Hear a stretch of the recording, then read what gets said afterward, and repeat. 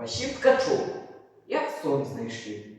Дед Василь устал рано, поглядел на внука, поправил ковдру, якраз позвал на полдору. Спи, внучок, а мой сон ніде згубився. Максимка почув дедові слова, протер очі кулаком. Дядуля, а чим твій сон згубився?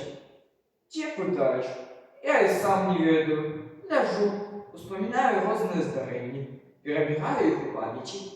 А ти чого не спиш? Хитровато приплюснув очі дід.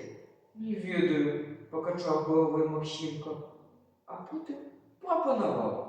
А давай сьогодні твій сон пошукаємо, а? Добре, згодився дядуля.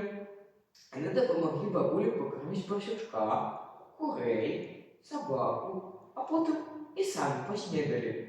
Ну що ж, внучок, пошли му сон шукати, узявся за стола дід Василь. Вони вийшли на двор, взяли кошик і покерували по вулиці. Широкая восковая вулиця вивела їх на вузкую стежку, яка бігла полем, а потім звернула у ліс. Там співали птушки. Повольно, ніби на парашутиках, падали додолу перші жовті листочки. «Тятуля, ти ж нас знайшов!» – похвалився Максимка і показав паровичок.